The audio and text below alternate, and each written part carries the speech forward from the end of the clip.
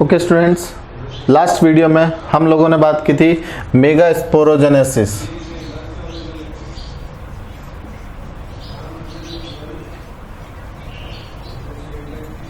गुरु बीजाणु जनन बता चुका हूं आपको किस तरह से होता है मेगा स्पोरोजेनेसिस। सबसे पहले क्या बनती है? Archesporial initial cell. कैसे बनती है? न्यूसेलस की कोई भी कोशिका जो है वो क्या हो जाएगी? साइज में बड़ी हो जाती है, उसका न्यूक्लियस क्लियर और लार्ज हो जाता है और उसके बाद में उसका जो साइटोप्लाज्म है वो डेंस हो जाता है। ठीक है, वो सेल्स क्या कहलाती है? आर्किस्पोरियल इनिशियल यानी कि प्रपशु आरंभक कोशिका कहलाती है। आर्किस्पोरियल इनिशियल जो है वो पेरिक्लाइनल और एंटीक्लाइनल डिवीजन करती है।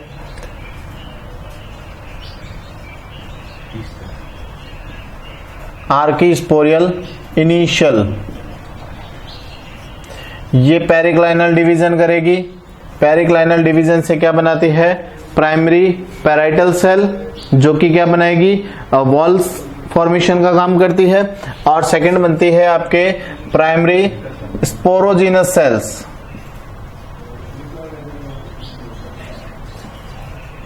प्राथमिक बीजाणुजन कोशिका बनाती है। ये प्राथमिक बीजाणुजन कोशिका डेवलप्ड होती है किसमें? मेगा स्पोर मदर सेल में।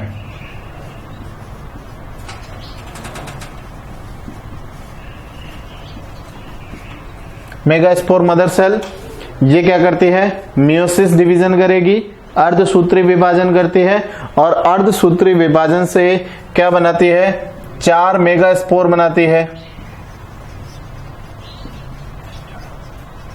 4 लघु गुरु बीजाणुओं का निर्माण होता है। ये जो चारों मेगा स्पोर है वो एक लीनियर सीक्वेंस में, एक रैखिक क्रम के अंदर व्यवस्थित होते हैं। इस तरह से कल डायग्राम बना करके बताया था आपको। ये इस तरह से चारों एक लीनियर सीक्वेंस के अंदर, रैखिक क्रम के अंदर जो है वो व्यवस्थित होते हैं। ठीक है, न्यूसेलस के अंदर ये सारा प्रोसेस होता है। न्यूसेलस के 2 एंड थे, एक चैलेजा एंड यानी कि निबाग छोर और दूसरा होता है माइक्रोपाइल एंड यानी कि बीजांड द्वारीय सिरा। ठीक है, तो बीजांड द्वार सिरे से 3 कोशिकाएं जो है वो क्या हो जाती है? डीनेचुरेट हो जाती है, डीजेनरेट हो जाती है। इनका विप्रकृतिकरण हो जाता है, नष्ट हो जाती है। निबाग सिरे वाली जो एक कोशिका है वो आगे क्या बनाती है? मेगा स्पोर बनाती है। बाकी की जो 3 कोशिकाएं नष्ट हो जाती है वो इसको नरिशमेंट करने का काम करेगी, पोषण प्रदान करने का काम करेगी। ठीक है, ये जो प्रोसेस है ये प्रोसेस क्या कहलाता है? मेगा स्पोरोजेनेसिस कहलाता है। यहां पर एक सिंगल मेगा स्पोर बनता है। ठीक है, यहां तक का प्रोसेस कंप्लीट हो चुका था। अब बात करते हैं कि फीमेल गैमेटोफाइट, एक्चुअल में यही फीमेल गैमेटोफाइट बनेगा, लेकिन इसका आगे जो है वो और डिवीजन होता है। कैसे होता है डिवीजन? तो ये जो मेगा स्पोर बचा है, ये जो सिंगल मेगा स्पोर बचा है, ये मेगा स्पोर जो फीमेल गैमेटोफाइट है उसकी फर्स्ट सेल का काम करता है। इट मीन्स ये इस मेगा स्पोर फीमेल गैमेटोफाइट की प्रथम कोशिका कहलाती है, जो कि हैप्लॉइड कंडीशन के अंदर होती है, यानी कि अगुणित अवस्था में पाया जाता है, हैप्लॉइड सेल है। अब ये जो मेगा स्पोर बचा है ये बनाएगा आपके फीमेल गैमेटोफाइट, यानी कि डेवलप्ड हो जाता है फीमेल गैमेटोफाइट के अंदर। कैसे होता है डेवलप्ड? देखिए, ये जो मेगा स्पोर बचा है न्यूसेलस के अंदर, ये मेगा स्पोर बच गया यहाँ पे, बाकी के तो 3 डीजेनरेट हो गए। ये सिंगल मेगा स्पोर जो है वो यहां बच गया। ठीक है, अब ये जो सिंगल मेगा स्पोर बचा है, गुरु बीजाणु जो बचा है, ये गुरु बीजाणु क्या करेगा? 3 क्या करेगा? मुक्त सूत्री विभाजन करेगा। मतलब इस मेगा स्पोर के अंदर 3 बार मुक्त रूप से सूत्री विभाजन होता है, माइटोसिस डिवीजन होता है। और इस प्रकार 3 समसूत्री विभाजन से ये क्या बनाएगा? 8 न्यूक्लियस बनाएगा, यानी कि 8 केंद्रक का निर्माण करता है। 8 कैसे बनेंगे? 3 से। तो देखिए, समसूत्री विभाजन में 1 से 2 केंद्रक बनेंगे और 2 से 4 केंद्रक बन जाएंगे। यानी कि ये तो हुआ प्रथम विभाजन, एक विभाजन से दो केंद्रक बनेंगे, 2 से दूसरे विभाजन से कितने बन जाएंगे 4, और जब तीसरा विभाजन होगा तो इस 4 से 8 केंद्रक बन जाएंगे। तो ये तो हो जाएगा फर्स्ट डिवीजन, ये सेकंड डिवीजन और ये थर्ड डिवीजन। क्लियर है? तीसरा विभाजन हो जाएगा और इस तीसरे विभाजन से जो ये सिंगल मेगास्पोर है ये 8 न्यूक्लियस बना लेता है। लेकिन ये सीधे नहीं बनेंगे, कैसे बनते हैं देखिए इधर 8 न्यूक्लियस बनेंगे, लेकिन कैसे बनते हैं? सबसे पहले इसको देखिए, ये जो एक मेगास्पोर बचा है ये सबसे पहले फर्स्ट माइटोसिस करेगा, प्रथम समसूत्री विभाजन करता है और इससे 2 केंद्रक बनते हैं। और जैसे ही 2 केंद्रक बनेंगे ये दोनों केंद्रक, सपोज ये इसके अंदर 2 केंद्रक बन गए, जैसे ही ये डिवाइड होगी, ये डिवाइड होने के बाद में दोनों न्यूक्लियस जो है वो अपने अपने एंड की ओर चले जाते हैं। एक माइक्रोपाइल एंड की ओर आ जाएगा और दूसरा चैलेजा एंड की ओर चला जाएगा। ठीक है, ये दोनों इस एंड पर पहुंच गए, सिरे पर पहुंच जाते हैं। क्लियर है? अभी कौन सा डिवीजन हुआ है? फर्स्ट डिवीजन हुआ है, जिससे सिंगल मेगास्पोर जो है वो 2 न्यूक्लियस के अंदर डिवाइड हो जाता है। फिर उसके बाद में होगा सेकंड डिवीजन। सेकंड डिवीजन दोनों तरफ होगा, एक साथ होगा। ठीक है, यहां पर भी सेकंड डिवीजन, यहां पर भी सेकंड डिवीजन एक साथ हो रहा है। तो इसके सेकंड डिवीजन से यहां पर 2 सेल्स बनेगी,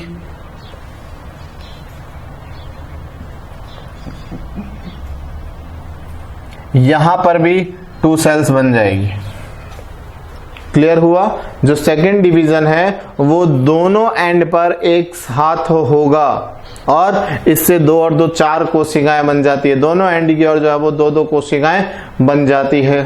ठीक है, उसके बाद में थर्ड डिवीजन होगा और वो भी दोनों एंड पर एक साथ होगा। क्लियर है? तीसरा माइटोसिस डिवीजन दोनों एंड पर एक साथ होता है। यहां पर थर्ड माइटोसिस डिवीजन से क्या होगा? 4 सेल्स बनेगी, यहां पर भी 4 सेल्स बन जाती है।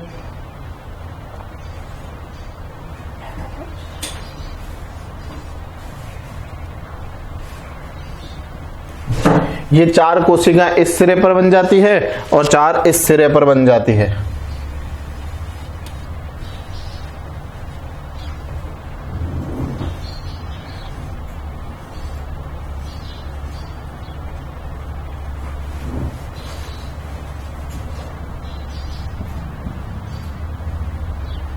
ठीक है, ये 8 केंद्र की अवस्था बन जाती है। 3 बार समसूत्री विभाजन होता है जिसके द्वारा 8 केंद्र की अवस्था बन जाती है। लेकिन स्टार्टिंग में हमने तो बात की थी कि ये जो फीमेल गैमेटोफाइट होता है वो 8 न्यूक्लियस बट 7 सेल्स ग्रुप होता है, यानी कि 7 कोशिकीय और 8 केंद्र की अवस्था होती है। 8 केंद्रक तो बन गए लेकिन कोशिकाएं अभी जो है वो बननी बाकी है। तो देखिए 7 सेल्स जो है वो इसके अंदर कैसे बनती है। देखिए यहां जो 4 न्यूक्लियस है उनमें से एक न्यूक्लियस निकल करके कहां आ जाता है? सेंटर में आ जाता है। और यहां से 4 न्यूक्लियस में से एक न्यूक्लियस जो है वो निकल करके कहां आ जाता है? सेंटर के अंदर पहुंच जाता है। तो देखो यहां पर 3 कोशिकाएं बच जाती है, यहां पर भी 3 कोशिकाएं, 3 केंद्रक बच जाते हैं। सॉरी, यहां पर भी 3 केंद्रक और यहां पर भी 3 केंद्रक बन जाते हैं। ठीक है, ये जो 2 केंद्रक है जो अपने अपने एंड से, ध्रुवों से आते हैं, इसीलिए इन दोनों केंद्रक को क्या कहा जाता है? Polar nuclei.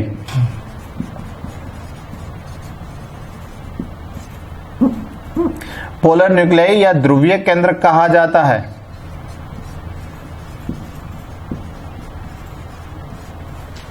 ठीक है, ये ध्रुवीय केंद्रक बन जाते हैं। बाकी की जो बची हुई 3 कोशिकाएं हैं, 3 कोशिकाएं, इनके बीच में क्या बन जाती है? वॉल बननी स्टार्ट हो जाती है और ये तीनों केंद्रक जो है वो अपने चारों ओर कोशिका का निर्माण कर लेते हैं। 3 कोशिकाएं इस तरफ बन जाएगी और 3 कोशिकाएं इस सिरे की तरफ निर्मित हो जाती है। ठीक है, जो 3 कोशिकाएं निभाग सिरे की ओर होती है, चैलेजा एंड की ओर होती है, इन्हें कहा जाता है एंटीपोडल सेल। प्रतिमुखी कोशिकाएं,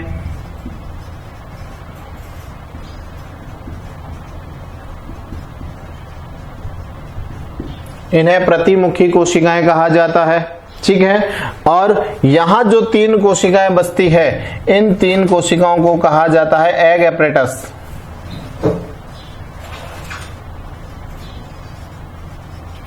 या अंड समुच्चय कहते हैं। इस अंड समुच्चय में जो 2 कोशिकाएं हैं वो तो क्या होती है, सिनर्जिड सेल्स यानी कि सहायक कोशिका होती है, और जो एक कोशिका होती है पाइनएप्पल शेप की कोशिका जो होती है उसको कहा जाता है एग सेल यानी कि अंड कोशिका कहा जाता है। ठीक है, तो इस तरह से ये जो स्ट्रक्चर बनती है, कौन सी स्ट्रक्चर बनी है, देखिए 8 न्यूक्लियस और 7 सेल्स। 7 सेल्स अभी भी नहीं बनी है। देखिए यहां पर सेल्स कितनी बन गई, 3 और 3 6 सेल्स बन गई।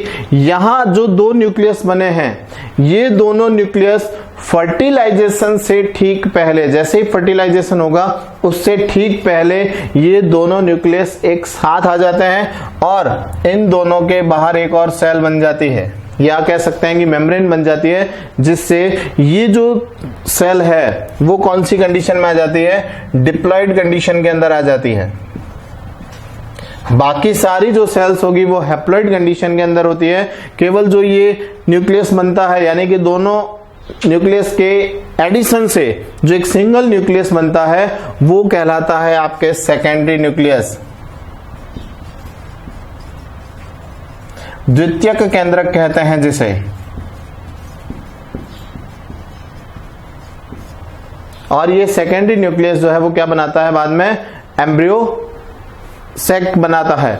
एम्ब्रियो सेक, या कह सकते हैं कि न्यूट्रिशन प्रोवाइड करने के लिए, जो एम्ब्रियो डेवलप्ड होगा उसका न्यूट्रिशन प्रोवाइड करने के लिए जो है ये फर्टिलाइजेशन करेगा। सेकेंड फर्टिलाइजेशन के अंदर जो है वो ये सेकेंडरी न्यूक्लियस पार्टिसिपेट करता है। तो इस तरह से ये टोटल 8 न्यूक्लियस 7 सेल्यूलर स्ट्रक्चर बनती है। और एंजियोस्पर्मिक प्लांट के अंदर इस तरह का जो डेवलपमेंट है उसे कहा जाता है polygonum type development. Haploid polygonum type development जो है वो कहा जाता है इसे, यानी कि जो एंजियोस्पर्मिक प्लांट के अंदर अब ये जो स्ट्रक्चर बनी है, इस स्ट्रक्चर को क्या कहा जाता है, फीमेल गैमेटोफाइट।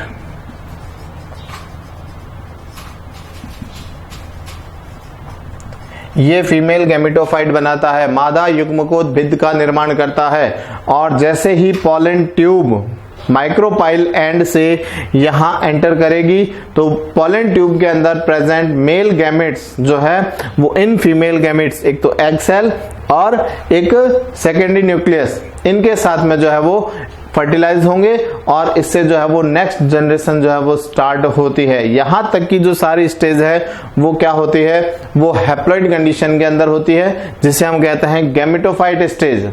और उसके बाद में जो स्टेज स्टार्ट होती है वो स्पोरोफाइटिक स्टेज कहलाती है।